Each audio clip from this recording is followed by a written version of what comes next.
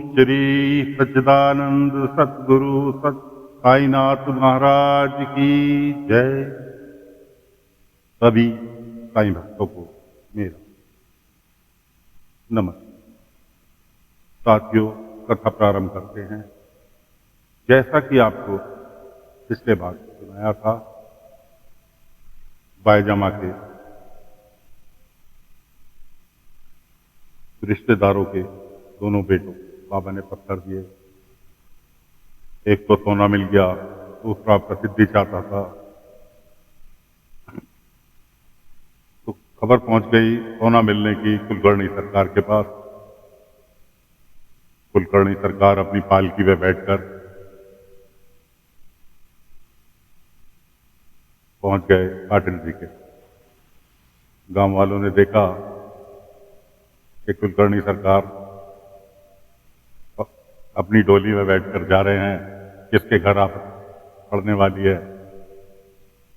तो जिसने भी देखा वो पीछे पीछे हो लिया कुलकर्णी सरकार के बारात के साथ, क्योंकि वो चलते ही इस तरह से थे जैसे कि दूल्हा बने हुए जा रहे हो, पालकी में बैठे हुए। पाटिल जी के दरवाजे पर पालकी उनकी रुकी, आवाज लगी, पाटिल बाहर आओ।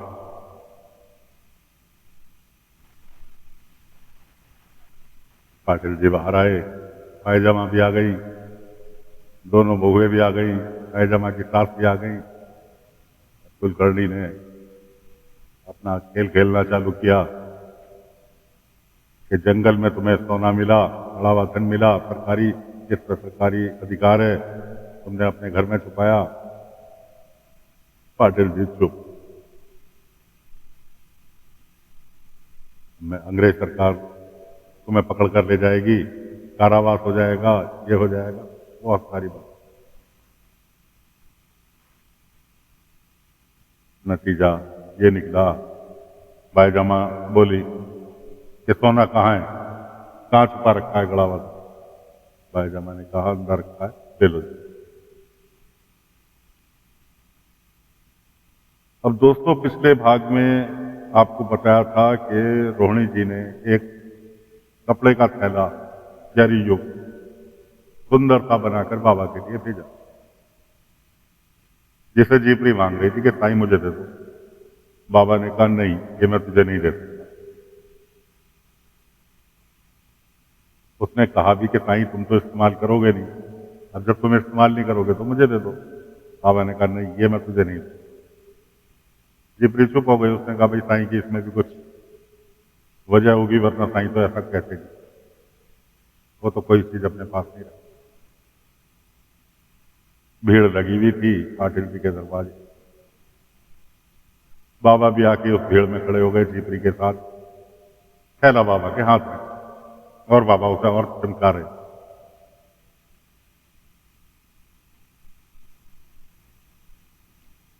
कुलकर्णी के आदमी ने पायजामा के घर में से, पाटिल जी के घर में से वो सोना के सिक्के उठा लाए जो उन्हें गड़े हुए मिले थे, लाकर बीच चौक में रखे गए। सिक्के असल में निकले तो कलश में थे, लेकिन वो कलश में थे उसने बहू ने जो था उनकी अपने ट्रंक में रख लिए। वो ट्रंक उठाकर लाए तो ले जाने की बारी आई तो बहू आगे अड़ गई। उसने कहा ये ट्रंक तो मेरा है, सिर्फ सोना ही तो ले जा सकते हो, ट्रंक में तो मेरा बहुत सामान है। कुलकर्णी को भी बात जमी। कुलकर्णी ने कहा ठीक है भाई, थैला लाओ, थैला लेकर आयो, थैला लेकर। अब कुलकर्णी के आदमी थैला लाना भूल गए। कुलकर्णी के आगे तो कहकर चले, हाँ सरकार बाहर है, अभी लेकर आए। दाएं बाएं नजर घुमाई, देखा थैला बाबा के हाथ में था। वो थैला बाबा से छीन लिया। बाबा ने राजी राजी दे दिया, क्योंकि बाबा तो शायद उस थैले को इसीलिए इस्तेमाल करना चाहते थे। बाबा ने वो थैला दे दिया, लेकिन जीपरी ने उसे छीनना चाहा, लेकिन बाबा ने उसे इशारा किया, जीपरी ने भी छोड़ दिया। अब उस थैले में उन्होंने सिक्के भर लिए और कुलकर्णी पाटिल जी से कहकर चले, पाटिल जी तुम्हारी पहली गलती है, गांव के आदमी हैं, सज्जन आदमी, इसलिए मैं कुछ नहीं कर रहा, कुछ नहीं कह रहा, और पहली और आखिरी गलती समझकर आपको क्षमा कर रहा हूं, दोबारा ऐसी गलती मत करें।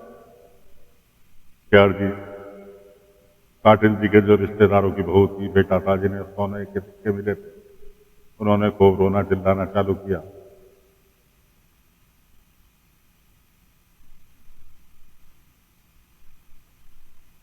उसके बाद कुलकर्णी महाराज उन्हें सिक्कों को लेकर डोली में बैठकर सिक्के उनके आदमी के हाथ में पंता पंता के और चल दिए। सामने से बाबा आते दिखाई दिए। कुछ बाबा ने बोलना चाहा, कुलकर्णी का, ए फकीर, आज कुछ नहीं, मुंह पर उंगली रख ले, कुछ नहीं बोले। बाबा ने कहा, जैसी आपकी मर्जी, राम जी तुम्हारा भला करे। ऐसा कहकर बाबा निकल लिए। वो निकल बाबा का निकलना था, और जो भी सिक्के उसमें थैले में थे वो थैला फटा, सारे सिक्के बिखरते चले गए। कुलकर्णी पहुंचे अपने वाड़े, कहा सिक्के कहाँ हैं, लाओ। देखा तो थैले में कोई भी सिक्का नहीं था, सिक्के सारे सारे सड़क पर ही बिखर गए। उधर बाबा ने जब उनको चले गए, जहां जहां सिक्के गए गिरे थे, बाबा ने वहां वहां कदम रखे, वो सभी सिक्के मट्टी में बदल गए, क्योंकि सिक्के भी बाबा ने पैदा किए थे जंगल में, और बाबा ने ही उन्हें गायब कर दिया। कुलकर्णी का अपने आदमियों पर बरसना वाजिब था, यहां तक कि वो दोबारा ढूंढने भी निकले, लेकिन वहां सिक्के कहाँ मिलने थे।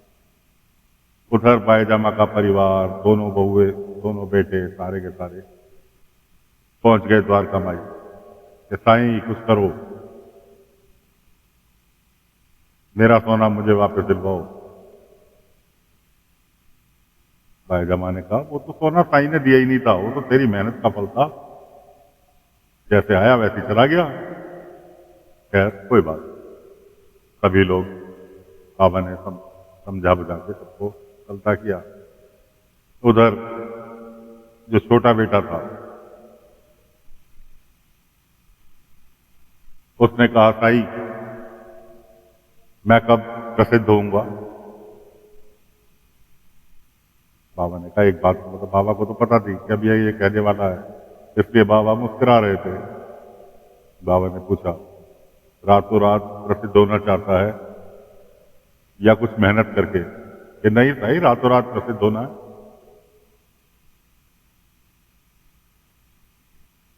बाबा ने कहा, सबरी रख, रातों रात प्रसिद्ध हो जाएगा। वो बेटा बहू दोनों घर के लिए चले, तो उसने, छोटे बेटे ने, जिसे प्रसिद्ध होना था, उसने अपनी पत्नी से कहा, तुम घर चलो, मैं आता हूं। असल में उसने कुछ सिक्के उस खजाने में से चुरा लिए थे, चुरा के जेब में रख लिए थे अपने, बाकी के कुलकर्णी ले गए। उसमें के कुछ सिक्के, दो चार सिक्के उसके पास हो गए। उसने कहा, भाई आज तो सुबह तक तो मैं प्रसिद्ध हो जाऊंगा, आज रात को जम के मौज मस्ती करता हूँ। वो पहुंच गया देसी शराब के ठेके, जो कि शिरडी गांव के बाहर था, जहां से केशव को लाया गया था। वो वहां पहुंच गया, वहां से कायदे से उसने शराब पीनी चालू की, और शराब इतनी पी ली कि उसका जुबान लड़खड़ाने लगी, और शराबियों की तरह माचिस मारी उसने चालू कर कि मैं यूं अंग्रेज सरकार को हिला दूंगा, और मैं यूं अंग्रेज सरकार को ने हमारा बहुत खून पी रखा है, ऐसे ऐसे सोना मिला, सारा ले गए, अगर बचा रहता तो उसमें से मैं एक एक दो दो सिक्के करके चुराता रहता, और आराम से मौज करता रहता। वहां कोई पुलिस का मुखबर था, वो जाके उसकी शिकायत थाने में करी आया कि जी ऐसे ऐसे एक शराबी था जो ऐसे ऐसे देशद्रोह की बात कर रहा था अंग्रेज सरकार के खिलाफ, कि लगता है क्रांतिकारी। बस थाने वालों ने क्या था, उन्होंने उसका स्केच बनवाया, उसके मुखबिर के मुताबिक, और पूरे 2 4 6 गांव में शिरडी सहित उसके पोस्टर चिपका। अगले दिन मुखबिर के पोस्टर चिपकने के बाद कुलकर्णी के आदमी घूम रहे थे, शिरडी में भी पोस्टर चिपके हुए थे। कुलकर्णी के आदमी कहने लगे ये तो उसका भाई है जिसका तो सोना लेकर आए थे, उसका छोटा भाई। उन्होंने थाने में खबर कर दी कि ये जो जिसके पोस्टर चिपक रहे हैं वो बंदा पाटिल जी का मौजूद। पुलिस आई थाने से और उसे गिरफ्तार करके ले चली। पूरा परिवार पीछे पीछे, लेकिन किसी की सुनने के लिए तैयार। बाबा आ गए, क्योंकि बाबा को तो पता था कैसे प्रसिद्ध होना है, ये रातों रात कैसे प्रसिद्धि से मिलनी है, बाबा को तो पता था। बाबा आ गए। बाबा ने से पायजामा ने कहा साईं कुछ करो। बाबा ने कहा ठीक है देखता हूँ। बाबा ने पुलिस का जो कांस्टेबल था जो गिरफ्तार करके ले जा रहा था उससे कहा मेरी बात सुनोगे, आप किस आधार पर इसको ले जा रहे हो? तो उसने उसके सारे गुनाह बता दिए कि जी ऐसे ऐसे शराब के नशे में बोल रहा और हमारे पास गवाह है इसलिए ले जाओ।